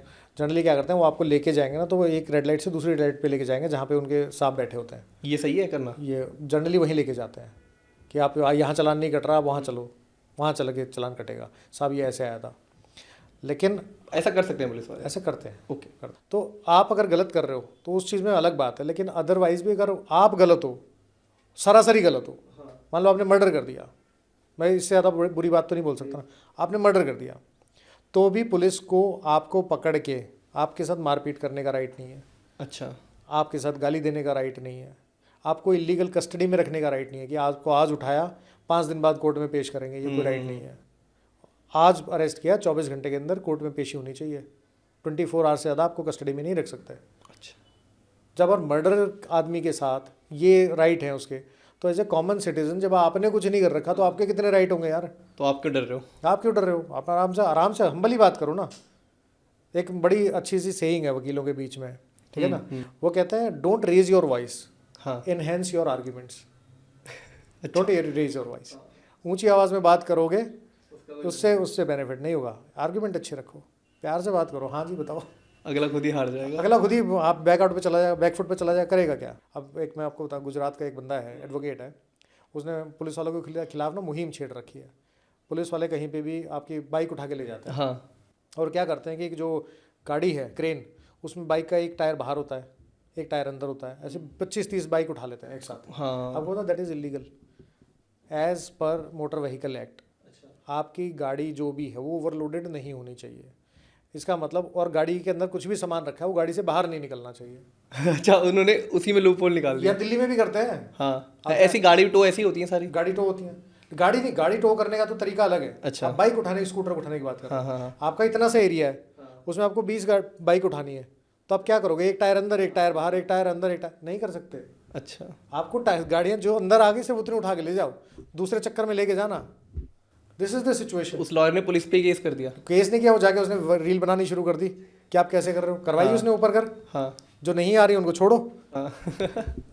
तो आपको अगर लॉ के बारे में पता है तो थोड़ा सा आप उसको इम्प्लीमेंट कर सकते हो। Okay. But that is not, I don't suggest that कि आप जाके लड़ाई करो। इसके अलावा विकास जी, लेबर लॉ पे अगर थोड़ी सी बात की जाए, वहाँ भी मेरे ख्याल से बहुत ज़्यादा चीज़ें बहुत अच्छे से जस्टिफाइड ही नहीं है।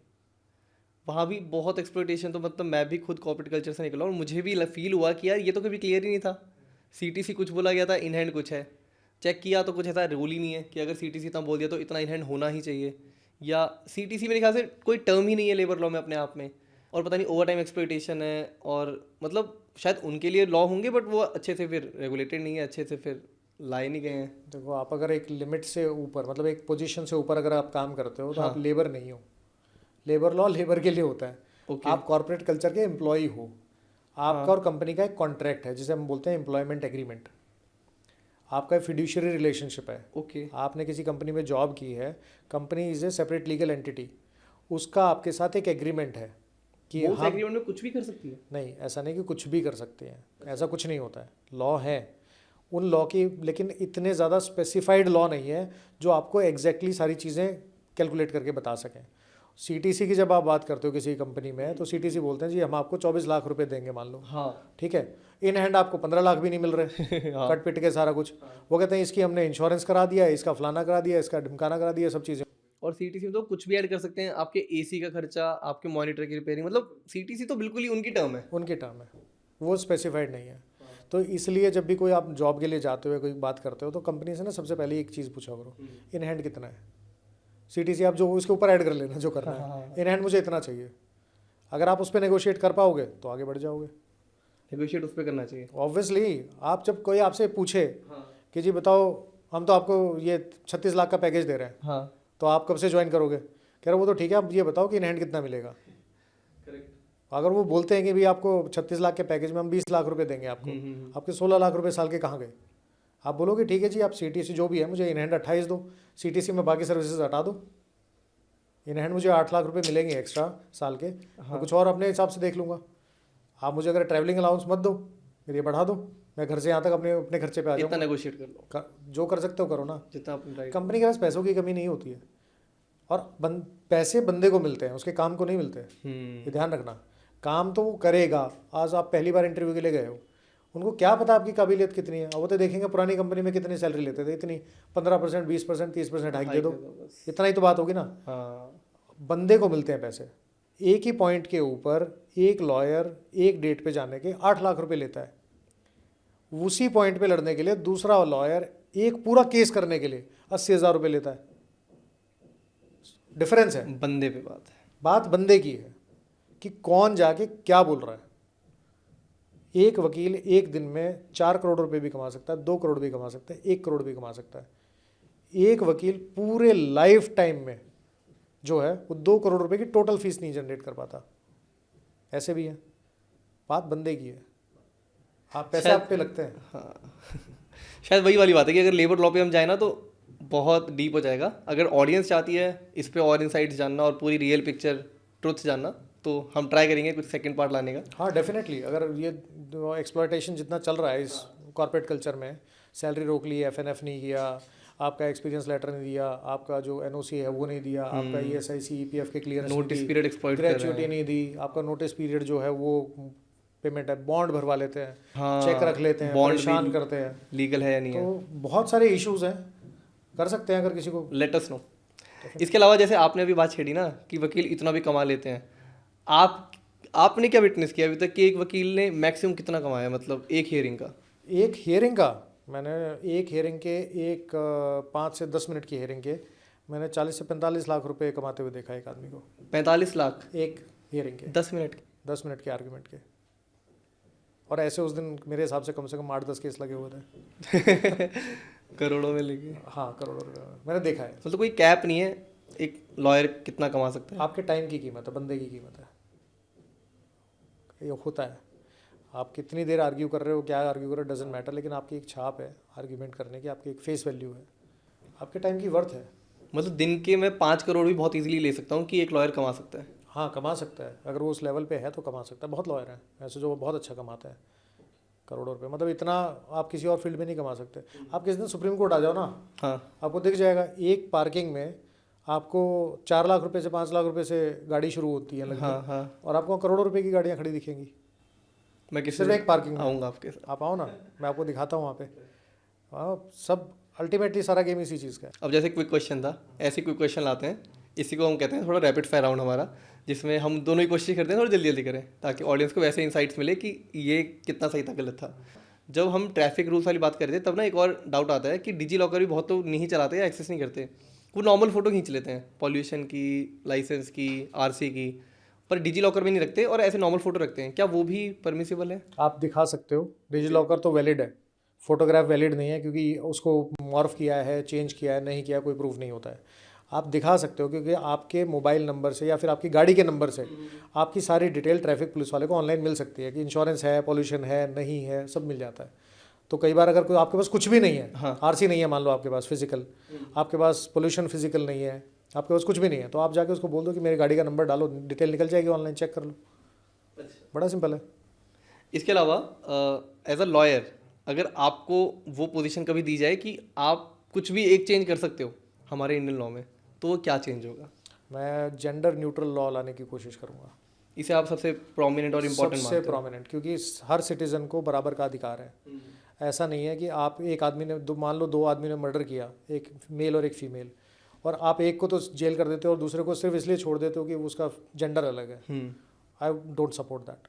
अब इसके अलावा एज अ लॉयर कई बार आपको ही पता होता है कि मैं गलत के लिए लड़ रहा हूँ अभी, क्योंकि ज़रूरी थोड़ी है, आपके पास 2 पक्ष हैं, एक सही एक गलत होता है, या कई बार ऐसा होता है कि दोनों की अपनी अपनी स्टोरी होती है, कोई अपनी स्टोरी में सही होता है, कोई अपनी स्टोरी में सही होता है, बट कई बार आपको भी पता होता है कि यार ये तो गलती है और मैं इसी को बचाने जा रहा हूँ, तो तब आपको कभी वो नहीं लगता कि यार मैं सही कर रहा हूँ, क्यों मैं थोड़ा मतलब आपका क्या मेंटल स्टेट होता है तब? देखो, पहली बात तो ये है कि जब भी कोई क्राइम होता है उस क्राइम के टाइम पे एडवोकेट अपीयर नहीं होता, वहाँ खड़ा नहीं होता, देख नहीं रहा होता, पहली बात।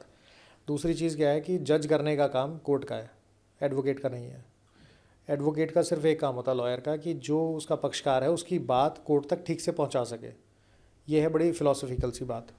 असली बात यह है कि भगवान कृष्ण ने मुझे ड्यूटी दे रखी है कि ये तुम्हारी ड्यूटी है, तुम्हारा कर्म है, तुम्हें कर्म करना है। मेरा कर्म ये है कि जो भी चीज़ है, पुलिस वालों ने केस बनाया किसी के अगेंस्ट, उस आदमी के अगेंस्ट, अक्यूज़ की बात कर रहा हूँ मैं, एक अक्यूज़ड है जिसको बोला कि तूने ये मर्डर किया है, उस पर उंगली उठा दी। पुलिस को सरकारी तनख्वाह मिलती है, पूरी पावर है उसके पास इन्वेस्टिगेट करने की, उसके पास पूरा जो एविडेंस कलेक्ट करना है उसकी पावर है, अरेस्ट करने की पावर है, बेल को अपोज करने की पावर है ना। और वो एक नहीं है, एक थाने में बहुत सारे लोग हैं। उसके बाद जब वो चार्जशीट फाइल होती है तो पब्लिक प्रोसिक्यूटर, सरकारी वकील को तनख्वाह मिलती है सरकारी तौर पे, जो कहता है कि मैं पुलिस का जो पक्ष रखा हुआ है उसको प्रूव करूँगा। जज साहब को तनख्वाह मिलती है सरकार की तरफ से। उस एक अक्यूज्ड को जिसके खिलाफ ये एलिगेशन लगी है, उसका क्या राइट है? उसका क्या राइट है? उसका सबसे बड़ा राइट ये है कि he is presumed to be innocent till found guilty by the court. जब तक आपका कन्विक्शन नहीं होगा तब तक आप इनोसेंट आदमी हो, यही माना जाएगा। तो उसकी आवाज़ कौन पहुंचाएगा कोर्ट में? इट डजेंट मैटर कि अगर पुलिस वालों के कहने से सारी चीज़ें होती बाई चांस, चलो, तो आधे से ज़्यादा दुनिया जेल से कभी बाहर आती। फेक केस अगर होता है किसी आदमी के ऊपर, हमने डिस्कस किया था, फेक केस हो गया, अगर किसी के ऊपर फेक केस हो गया तो क्या फेक केस करने में सिर्फ कंप्लेनेंट की गलती है, पुलिस की कोई गलती नहीं है? उसको नहीं पता था, उसको बचाने की जिम्मेदारी किसकी है?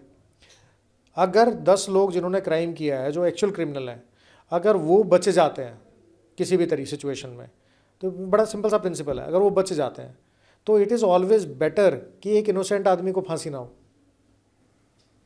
निर्दोष को तो आपने फांसी अगर टांग दिया तो उसका जो कर्मा है, जो उसकी बेसिकली पाप है, उसको किसके सर जाएगा?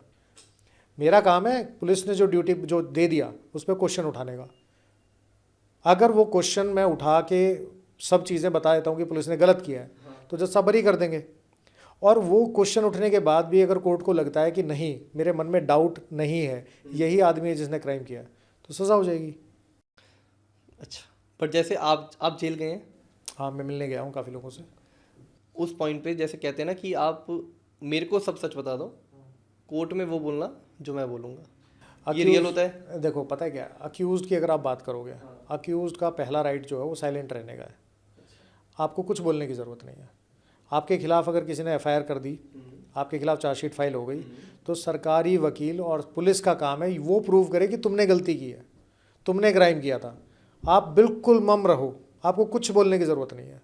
अच्छा, अगर मुझे कल पुलिस पूछताछ के लिए ले जाती है, हाँ, तो मेरा राइट है, मैं चुप रह सकता हूँ? और आप चुप रह सकते हो पहली बात। अगर अब वो बोलते हैं कि आपने क्राइम किया है, मान लो, और वो कहते हैं कि इस पर साइन कर दो, इसमें बहुत लोगों को बता भी चुका हूँ कि अगर वो बोलते हैं कि भाई तुम ये लिख के दे दो कि मैंने क्राइम किया है, आप पुलिस वाले को लिख के देना कि देखो मैं भानु प्रताप, मैंने ये क्राइम किया, ये मर्डर मैंने कर रखा है, आप मुझे जेल में डाल दो, अच्छा, ये मैं लिख के भी दे देता हूँ दे मान दो, लो। उसकी कोई वैल्यू नहीं है कोर्ट में, अच्छा, जीरो वैल्यू। लिख के भी? हाँ, उनको अलग से प्रूव करना पड़ेगा कि हाँ भानु उस दिन था वहाँ पे, इसको किसी आई विटनेस ने देखा है, चाकू कट्टा पिस्टल इसके यहाँ से रिकवर हुई है, इसकी मोबाइल टावर लोकेशंस दिखा रहे थे, मोबाइल जो सीसीटीवी है उसमें ये आया हुआ है, यही बंदा है जिसने किया है। और क्यों किया ये भी बताना पड़ेगा, क्या पुरानी रंजिश थी या नहीं थी। अच्छा, इंटेंट। इंटेंट के साथ में थोड़ा बहुत मोटिव का भी रोल प्ले करता है, थोड़ा बहुत, कि क्यों करेगा, राह चलते आदमी को तो कोई नहीं मारता ना। मतलब जो अब मैं बिल्कुल स्ट्रेट आता हूँ इसी क्वेश्चन पे फिर से। आप जेल गए हो, आपने बोला कि मुझे सब सच बताओ, कोर्ट में क्या बताना है वो मैं बताता हूँ, वो आपको बताता है कि हाँ मैंने ही ये किया है, तब भी आप अपने इस प्रोफेशन को एज अ धर्म देखते हो, जैसा आपने बोला कि मेरे को गाइडेंस मिली हुई है कि मुझे इसको बचाना है, इसको मैं गलत कभी नहीं रोकना पूछता, मैं कभी क्वेश्चन नहीं पूछता कि तूने किया है कि नहीं किया है। है। अच्छा, मेरा काम नहीं है उससे पूछने का, आप उसे सिचुएशन समझते हो। मैं सिर्फ ये देखता हूँ कि पुलिस ने क्या केस बनाया है, मुझे कोई मतलब नहीं है इस बात से। Okay okay okay. अगर आपने क्राइम किया है तो आप भुगतोगे, आपने नहीं किया तो नहीं भुगतोगे। अगर मैं वो जरिया हूँ जिससे आप बच सकते हो, जिसके थ्रू, तो बचो। तो मैं वो बनूंगा, ठीक है। आपको देखो, आपको ना सबसे पहली ड्यूटी है कि संविधान हमारा कॉन्स्टिट्यूशन है, आपको कोई राइट दे रहा है, मेरा काम उन कॉन्स्टिट्यूशनल राइट्स के बेस पे आपको आपका पक्ष रखने का है। I will fight with you, कोई सुप्रीम कोर्ट तक चलेंगे, ठीक है। कुछ केसेस, कुछ होती हैं सिचुएशन जिसमें लगता है कि इस तरह के लोगों को, हमने बार में भी देखते हैं कि भाई इस तरीके के आदमी का कोई लीगल राइट नहीं है, इसको कोई लॉयर रिप्रेजेंट नहीं करेगा। हमारा संविधान बोल रहा है कि आपको लीगल राइट मिलेगा, कोई वकील आपको नहीं करेगा तो सरकार की ड्यूटी आपको वकील दे, फ्री में देना पड़ेगा ना। तो हम भी तो सरकार का पार्ट है, सोसाइटी का पार्ट है। बिल्कुल, तो उसका भी राइट बनता है। इसके अलावा हम मूवीज़ में ना कोर्ट को बहुत देखते हैं, बड़ा ग्लोरीफाई सा किया जाता है, बड़ा सिस्टम, बड़ा ये वो जज, ये मतलब पब्लिक बैठी है हमेशा पीछे, वो हंस रही है या सपोर्ट कर रही है, हो हा कर रही है। कितना रियल होता है? जीरो, ऐसा कुछ रियल 1% भी नहीं होता। 1% में सिर्फ वो कटघरा दिखता है ना, जो जैसा ऊंचे पे बैठे हुए हैं, हाँ। वकील यहाँ खड़े हुए हैं, बस इतना ही सच है। अगर आप देखोगे ना, एग्जिबिट करने में भी एक दिन लग जाता है पूरा। अच्छा, एग्जिबिट मतलब कि एविडेंस है, PW1 पहला विटनेस आया, उसने जो लाइन बोली है, तो आज मैं जैसे हम बात कर रहे हैं, तो कोर्ट में अगर मान लीजिए आप गवाही देने चले गए तो क्या होगा, आपसे पूछा जाएगा कि आपका नाम क्या है, आप क्या लाइन बोलोगे? भानु पाठक। हाँ, तो उसमें लिखा जाएगा, रुको लिखिए, मेरा नाम भानु पाठक है, आप क्या काम करते हो? जी मैं ये काम करता हूँ। अच्छा लिखिए ये काम होता है, एक एक लाइन लिखी जाती है। ये होता है रियल कोर्ट? हाँ, बहुत टाइम टेकिंग और बहुत टाइम, ये तो बोरिंग है एक तरह से। हमें लगता है कि यार कोर्ट लॉयर बनेंगे, केस लड़ेंगे, बातें करेंगे, क्या इतनी बातें भी होती हैं कभी? हाई कोर्ट सुप्रीम कोर्ट में आपको थोड़ा बोरियत कम होगी, ट्रायल कोर्ट तो बहुत बोरिंग होता है, लेकिन इंटरेस्टिंग भी है क्योंकि आपको पता है कि एज ए लॉयर में कोई अलग अलग विटनेसेस आ रहे हैं, उसमें से किसको कहाँ से क्रॉस करना है, कैसे तोड़ना है। अब इसी बात पे कि कोर्ट के ऑर्डर से बड़ा कुछ नहीं है, शायद इसी चीज़ ने राम जन्मभूमि का केस सॉल्व किया था फाइनली। अब इसके अलावा जैसे ज्ञान व्यापी और कृष्ण जन्मभूमि का आ रहा है, तो क्या आपने कोई ट्रैक रखा है अब तक, या आपका कोई POV कुछ भी? देखो जो राम मंदिर वाला इशू है, हाँ। वो हमारे यहाँ ना सबसे बड़ा जो आया है, ये कहते हैं ना प्लेसेस ऑफ वर्शिप एक्ट, ये बहुत बड़ा हर्डल है। अच्छा, हर्डल बहुत बड़ा है ये, जब तक ये एक्ट नहीं हटेगा तब तक ये दिक्कत रहेगी।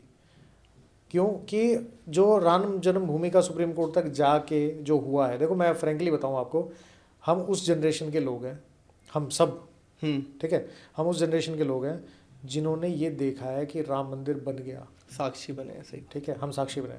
528 साल हो गए इस बात को, 10वीं जनरेशन निकल गई, हमारी जनरेशन के टाइम पे ये काम हुआ, ये बहुत बड़ी बात है जी बिल्कुल, ठीक। आस्था के प्रतीक हैं हमारे कॉन्स्टिट्यूशन, संविधान में भी जो राम है उनके ही बेस पे हमारा कॉन्स्टिट्यूशन बना है कि भाई राम की नीति ये रहेगी, राम का राज्य ये रहेगा। अच्छा, ठीक है, उसमें जो फोटोग्राफ ओरिजिनल जो है कॉन्स्टिट्यूशन, उसमें राम की ही है। ऐसा कुछ है क्या? ऐसा है। अरे वाह। तो और दूसरा क्या है कि हम राम राज्य की कल्पना करते हैं। इसके साथ में जो हमारे मंदिरों के साथ हुआ है, जो एक मंदिर को तोड़ के उसके ऊपर दूसरे कोई चीज़ बना दी गई है, ऐसे हज़ारों मंदिर हैं।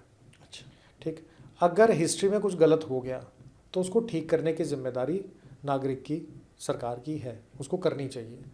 लाइफ अगर बदलनी है तो आप एक बार बनारस हो गया हो, काशी, उसी बनारस। मंदिर के प्रांगण में हाँ, ज्ञान व्यापी मस्जिद है। अच्छा, मंदिर के अंदर है। ओके। और उस मंदिर की जो बेस बता रहे हैं, उसकी मस्जिद की जो बेस है वहाँ पे, तो अभी कोर्ट में केस चल रहा है, I should not comment that क्योंकि सब जुडिस है मैटर। करेक्ट। तो वो जो है वो मंदिर के उसमें बना हुआ है, जो बेस है वो मंदिर का, फाउंडेशन मंदिर की है। और बनारस में कितनी कोशिश हुई है, सबसे पुरानी सिटी है दुनिया की, 5000 साल से भी ज़्यादा पुरानी सिटी है, कुछ तो है बनारस के अंदर। जैसे कहते हैं ना कि अब आप कभी गोवर्धन या वृंदावन जाते हो तो आप बदले बदले नजर आओगे। हाँ। होता है ना, आप बनारस जाओ बिल्कुल ही बदल जाओगे। अच्छा, जाके आओ। और जो मथुरा के और ये जो मंदिरों का चल रहा है इशू, हाँ, देखो ये कानून है, ये बदलेगा, जो प्लेसेस ऑफ वर्शिप एक्ट है बदलेगा।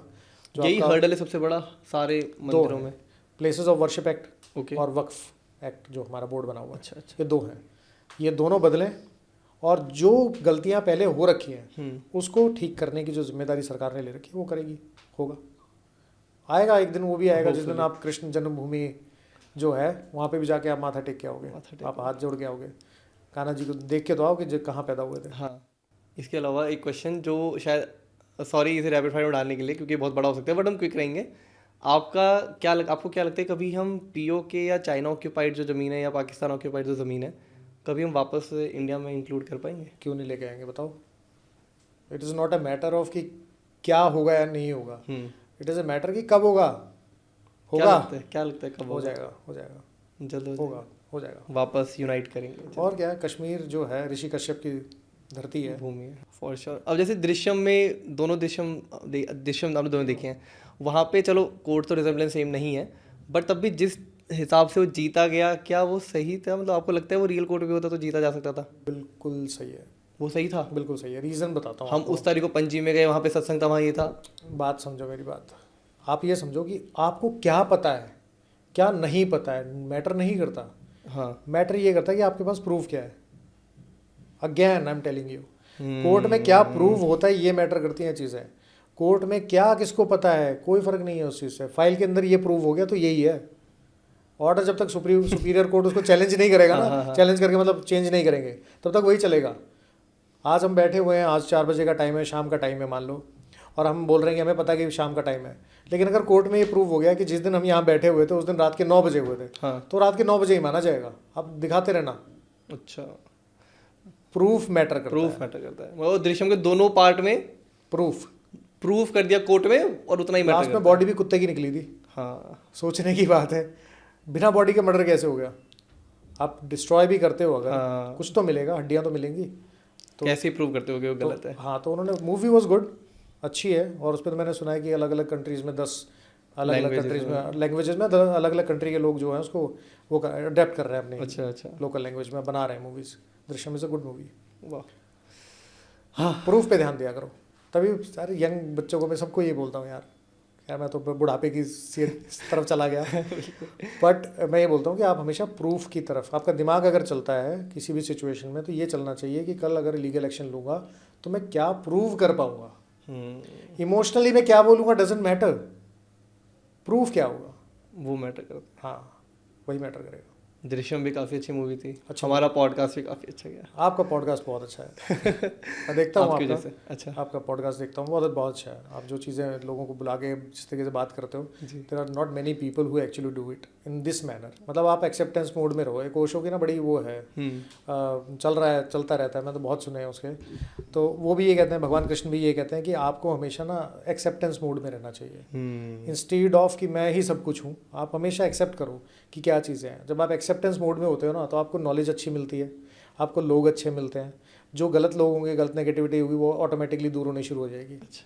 आप हमेशा देखो कि मैं देख रहा हूँ, you are not part of it, but मैं एक्सेप्ट कर रहा हूँ चीज़ें। एनर्जी है हर चीज़, हम बोल रहे हैं नॉलेज है, नॉलेज मेरे पास कहीं से आई, मैंने आपको दे दी, आपसे कुछ मिला।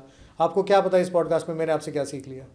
अच्छा, बता। हर चीज़ होती है, सीखना होता है जी, मैं भी सीख रहा हूँ। आपको कैसा लगा बताइए मैं आके? बहुत बढ़िया, अच्छा लगा, बहुत अच्छा, सच में बहुत अच्छा। आशा करते हैं हमारे ऑडियंस को भी अच्छा लगे।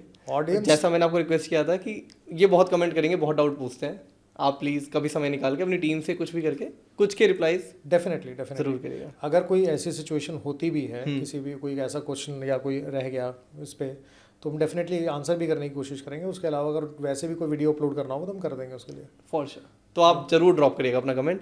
Thank you Vikas ji. Thank you for coming on, बताइए, thank you for having us. नहीं, thank you so much for inviting me. और जैसे आप लोगों से, आपसे बात करके, आपकी टीम से बात करके मुझे वैसे ही बहुत अच्छा लगा। आप भी दिल के बहुत अच्छे आदमी हैं। Thank you sir.